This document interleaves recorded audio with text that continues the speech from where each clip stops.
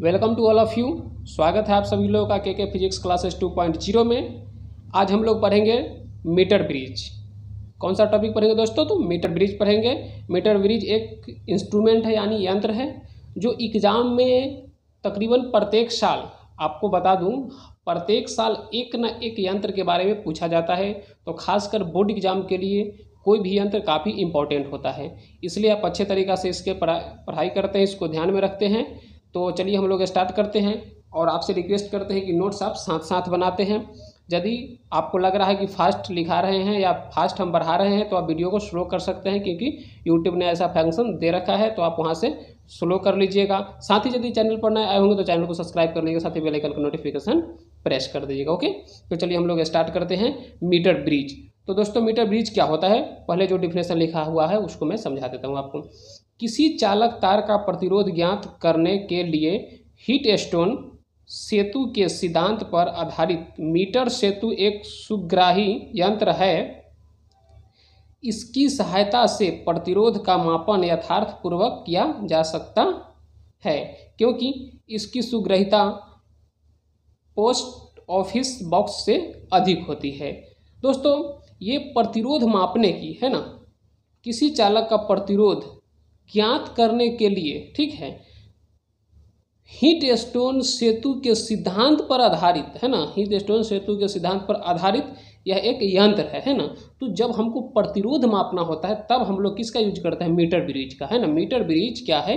प्रतिरोध मापने का एक बहुत ही अच्छा सुग्राही, मतलब बहुत अच्छा यंत्र है जिसमें हम आसानी तरीका से, है ना, जो प्रतिरोध को माप सकते हैं कि प्रतिरोध का प्रतिरोधकता क्या है, ठीक है, या उसकी धारिता क्या है। तो उसको हम बहुत आसानी तरीका से माप सकते हैं, किसके माध्यम से? मीटर ब्रिज के माध्यम से, ठीक है।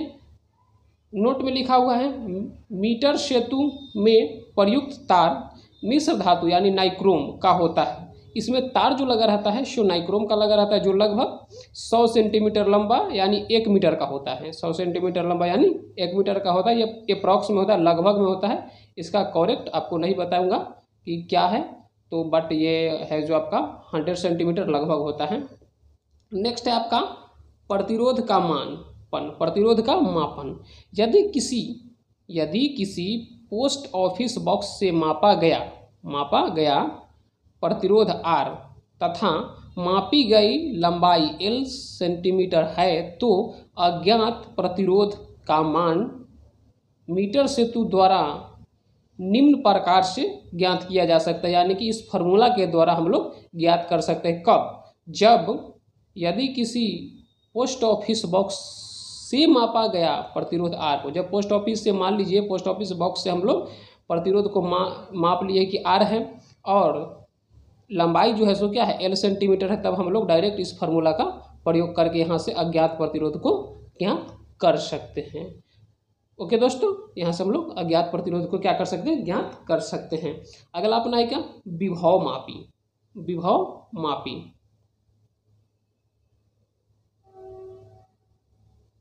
तो देखिए विभव मापी क्या होता है? किसी सेल का सिद्धांत वाहक बल अथवा किसी विद्युत परिपथ के दो बिंदुओं के बीच वैद्युत विभवांतर मापने का यथार्थ उपकरण है। समझे दोस्तों? देखिए किसी सेल का विद्युत वाहक बल अथवा किसी विद्युत परिपथ के दो बिंदुओं के बीच, समझे, दो बिंदुओं के बीच के विद्युत विभवांतर मापने का यथार्थ यंत्र। यानी ये दो बिंदुओं के बीच का क्या ना मापता है? विभवांतर। दो बिंदुओं के बीच का क्या मापता है? विभवांतर, है ना, विभवांतर। दो बिंदुओं के बीच का क्या मापता है? विभवांतर। यदि आपसे एक लाइन में कोई पूछे कि विभव मापी का क्या काम है, तो सीधा से आप क्या बोल देते हैं कि दो बिंदुओं के बीच का विभव मापना। दो बिंदुओं के बीच का विभव मापना, जैसे कि नाम से भी कन्फर्म हो रहा है विभव मापी। तो विभव मापी का मतलब क्या हो गया? विभव मापना। तो ये विभव मापी क्या है? दो बिंदुओं के बीच विभव मापने का बहुत अच्छा उपकरण है, यानी यंत्र है, ठीक है। नेक्स्ट पॉइंट है, यह 1 मीटर लंबे एक समान अनुप्रस्थ काट क्षेत्रफल वाले तार से निर्मित होता है, जिसे लंबवत धातु की दो मोटी पट्टिका के माध्यम से कस दिया जाता है, यहाँ पे से छूट गया है, लिख लीजिएगा, से माध्यम से कस दिया जाता है। धात्विक पट्टिका में दो रीतिका होती है जिनके माध्य प्रतिरोधकों को संयोजित किया जा सकता है। अंत बिंदु जहाँ तार कसे रहते हैं एक कुंजी द्वारा सेल से जुड़े रहते हैं। ओके, तो दोस्तों यह जो है सो 1 मीटर लंबे है ना, 1 मीटर लंबे अनुप्रस्थ काट वाले क्षेत्रफल से निर्मित रहता है, बना हुआ रहता है, जो जिसे लंबवत धातु की दो मोटी पट्टिकाओं के माध्यम से कस दिया जाता है। दो मोटी पट्टिकाओं से कसा रहेगा, जैसा कि आपको मैं फिगर में बताऊंगा। कस दिया जाता है, फिर कस दिया जाता है, से दो मोटी कस दिया जाता है। धात्विक पट्टिका में दो रीतिका होती है। इसमें धात्विक पट्टिका यानी धातु की पट्टिका होती है, उसमें दो रीतिका होती है जिनके मध्य प्रतिरोधकों को संयोजित किया जाता है, यानी दो प्रतिरोध को जोड़ दिया जाता है। संयोजित करने का मतलब जोड़ दिया जाता है, दोनों रीतिका के बीच प्रतिरोध को जोड़ दिया जाता है। अंत बिंदु जहाँ तार कसे रहते हैं, यानी अंत बिंदु वो जहाँ पर तार कसा हुआ रहता है, एक कुंजी द्वारा सेल से जुड़े रहते हैं। वो क्या होता है, अंत बिंदु जो रहता है सो एक कुंजी के द्वारा सेल से जुड़ा रहता है। आगे, गैल्वेनोमीटर का एक सिरा रीतिका के मध्य बीचों बीच धात्विक पट्टिका से जुड़ा रहता है। गैल्वेनोमीटर का दूसरा सिरा जौकी से जुड़ा रहता है। जौकी तत्वतः एक धात्विक छड़ होती है जिसका एक सिरा क्षुरधार होता है तथा जिसे विद्युत संयोजन बनाने के लिए तार के रूप में तार के ऊपर सरका सकते हैं। जैसे देखिए, ये आपका ये जो देख रहे हैं, ये और ये इसी को रीतिका बोला जाता है। ये आप देख रहे हैं बॉक्स टाइप का जो दिख रहा है आपको, इसी को रीतिका बोला जाता है। आपको बताया गया था कि दो रीतिका के मध्य एक प्रतिरोध को संयोजित किया जाता है। तो देखिए, ये रीतिका और ये रीतिका के बीच एक प्रतिरोध को संयोजित किया गया है। जो ये प्रतिरोध जो आपका आर जो है सो अज्ञात प्रतिरोध है। फिर देखिए, इधर एक प्रतिरोध को दो रीतिका के बीच संयोजित किया गया है, ये आपका ज्ञात प्रतिरोध है जिसको एस माने हैं। ये आपका तीन रीतिका है, ये इधर से है ना। ये जो आपको यहाँ से यहाँ तक का दिख रहा है सो आपका तार है ना, तार है। ये आपका गैल्वेनोमीटर है, ये आपका गैल्वेनोमीटर है, और ये जौकी है, ये जौकी है ना। जैसा कि आप देखते होंगे कि ऐसे ऐसे करके कहीं पे जाइएगा बिजली दुकान में, तो ऐसे करके सटा के देखता है ना, कि कौन कहाँ पे कितना करंट आ रहा है। तो वही जो जिससे चेक किया जाता है उसी को जौकी बोला जाता है। तो जौकी है जिसको हम लोग तार के अनुदिश आगे पीछे कर सकते हैं। नीचे आपका स्केल है जिसको फीट बोल सकते हैं, है ना, फीट मापने वाला स्केल है ना, कि कितना पे है काम कर रहा है। तो यदि कितना पे जौकी है, जौकी का दूरी क्या है, हम लोग कैसे मापेंगे, स्केल रहेगा तभी ना देखेंगे। नीचे आपका क्या है, यहाँ पे बैटरी है और ये क्या की है, यानी स्विच दिया हुआ है, ठीक है, ये बैटरी है और ये स्विच दिया हुआ है। कुछ पॉइंट है हम यहाँ पे डिफाइन किए हैं, ये पॉइंट आपका ए है, ये पॉइंट बी है, ये पॉइंट सी है और ये पॉइंट डी है। जौकी जो अभी है सो डी पॉइंट पे है आपका, जौकी अभी क्या है, डी पॉइंट पे है। विद्युत धारा है सो देखिए आपका धन टर्मिनल से निकला है और इन टर्मिनल से इन करता है। इसी सब बात को लैंग्वेज में नीचे लिखा हुआ है। आप चाहे तो अपना लैंग्वेज में भी लिख सकते हैं, अन्यथा आपको मैं जो लिखा हूँ वो समझा दे रहा हूँ। ओके दोस्तों, तो देखिए मैंने लिखा है आर एक अज्ञात प्रतिरोध है जिसका मान हम ज्ञात करना चाहते हैं, ठीक है। आर जो है आपका, आर जो आपका है ये, आर जो आपका है दोस्तों सो अज्ञात प्रतिरोध है, इसी का मान हम लोग ज्ञात करना चाहते हैं। उसी बात को लिखा हुआ है, आर एक अज्ञात प्रतिरोध है जिसका मान हम लोग ज्ञात करना चाहते हैं, ठीक है। आर का मान ज्ञात करना चाहते हैं, जिसका मान हम ज्ञात करना चाहते हैं। इन दोनों में से किसी एक रीतिक में संयोजित कर देते हैं, है ना, इसको दोनों में से किसी एक में संयोजित कर देते हैं जिसका हमको ज्ञात करना है ना। अज्ञात को क्या करते हैं, दो रीतिका है, दो रीतिका के बीच कहीं एक संयोजित कर देते हैं। दूसरी रीतिका के मध्य एक मानक ज्ञात प्रतिरोध एस संयोजित करते हैं। तो देखिए आपका एक रीतिका में अज्ञात है आर और दूसरा में ज्ञात है एस, संयोजित किया हुआ है ना, संयोजित किया हुआ है। जौकी के तार किसी बिंदु डी पर, किसी बिंदु डी यहाँ होगा, किसी बिंदु डी पर जो किसी सिरे ए से 1 सेंटीमीटर की दूरी पर है। तो देख लीजिए दोस्तों, यहाँ से यहाँ का जो दूरी होगा, यहाँ से यहाँ का जो दूरी है सो 1 सेंटीमीटर मान ली है, 1 सेंटीमीटर है, ठीक है, 1 सेंटीमीटर है। यहाँ इस बिंदु से इस बिंदु तक का दूरी क्या है, 1 सेंटीमीटर है, जहाँ पर कि चौकी है आपका 1 सेंटीमीटर है, स्पर्श करते हैं, यानी जहाँ पर स्पर्श कर रहे हैं उनकी दूरी 1 सेंटीमीटर है। चौकी को तार के अनुदिश सरका सकते हैं, यानी चौकी को आगे पीछे कर सकते हैं तार के अनुदिश। तार के एडी भाग का प्रतिरोध, तार का जो एडी भाग है उसका प्रतिरोध, तो तार का एडी भाग कौन सा है दोस्तों? तो देखिए तार का जो एडी भाग है सो ये वाला भाग है, यहाँ से यहाँ तक इसका प्रतिरोध आपको दिया गया है क्या?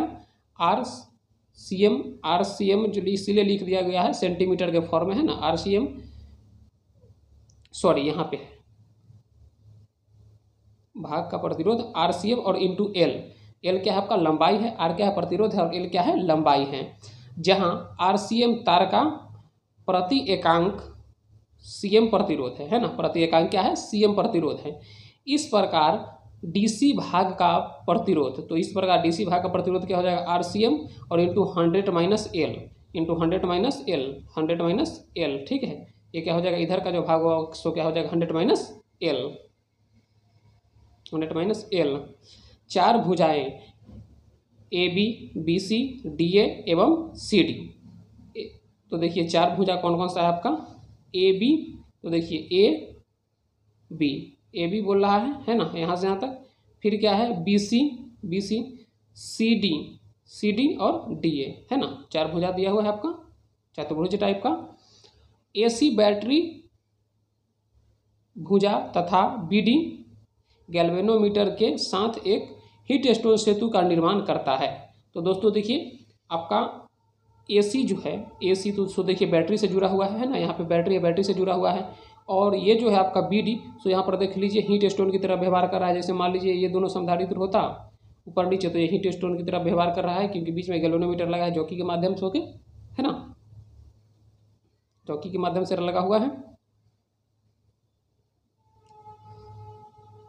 के साथ हीट स्टोन का निर्माण करता है।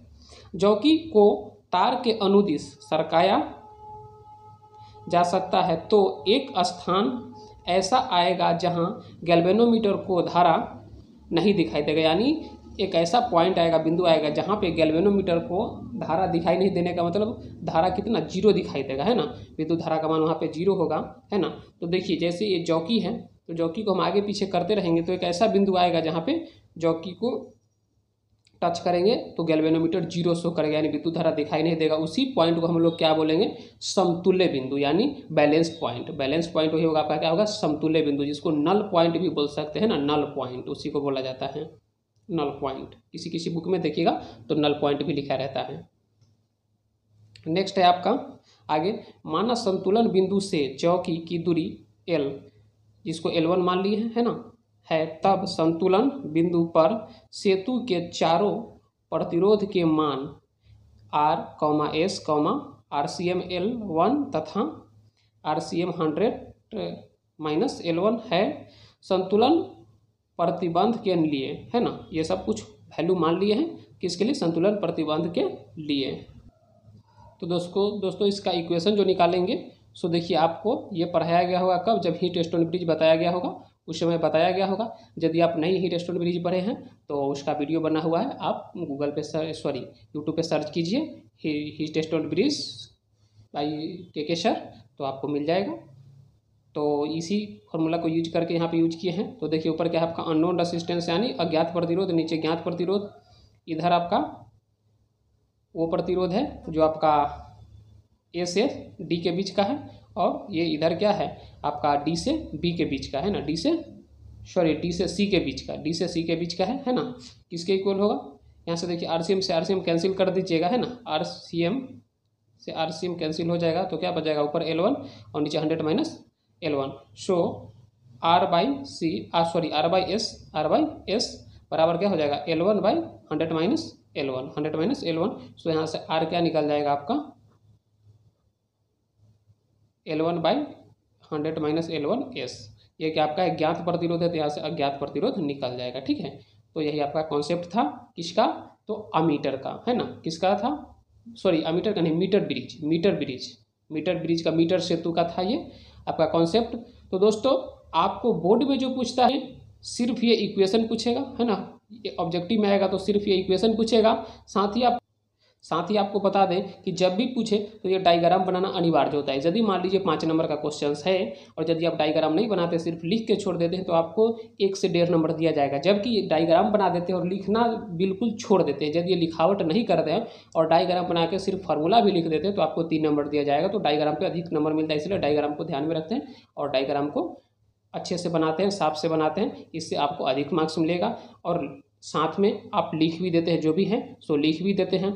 आपको बता दें कि इधर जो भी पॉइंट आपको बताया गया है, तो इसके बाद आप चाहे तो ये पॉइंट यहाँ से लेके और यहाँ तक का पॉइंट इसको नहीं भी लिख सकते हैं, तो कोई दिक्कत नहीं है। बट आपको ये यहाँ से स्टार्ट करना होगा, यहाँ से स्टार्ट करना है, साथ ये वाला लिखना है, ये वाला है जो बहुमापी का पूरा लिखना है। उसके बाद डायग्राम बना के फॉर्मूला लिख के आगे छोड़ देना है। इतना भी आप कर देते हैं तो आपको 5 में 5 नंबर दे देना चाहिए। ओके, तो चलिए मिलते हैं आपसे किसी नेक्स्ट वीडियो में दूसरे टॉपिक के साथ। तब तक के लिए ऑल द बेस्ट, पढ़ाई करते रहें।